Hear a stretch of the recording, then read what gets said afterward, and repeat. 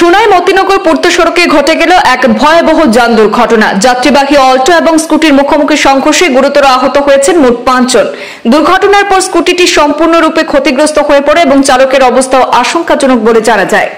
ঘটনাটি ঘটে বৃহস্পতিবার রাতে, যখন সোনাই থেকে মতিনগরের দিকে যাচ্ছিল একটি অল্টো বাহন, আর সেই সময় বিপরীত দিক থেকে আসা একটি স্কুটির সঙ্গে সংঘর্ষ হয়। এই দুর্ঘটনায় স্কুটির চালক একজন যুবক গুরুতরভাবে আহত হয়েছেন, পাশাপাশি অল্টোতে থাকা চালক এবং এক শিশু সহ মোট 4 জন আহত হয়েছেন বলে জানা যায়।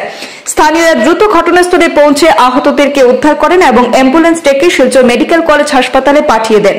জানা গিয়েছে, স্কুটি চালকের নাম নীলজিৎ সিংহ, ধলাইয়ের সপ্তগ্রামের বাসিন্দা সে।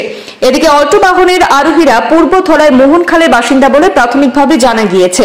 দুর্ঘটনার পর কচুদরম থানার পুলিশ ঘটনাস্থলে পৌঁছে উভয় যানবাহন উদ্ধার করে থানার হেফাজতে নিয়েছে।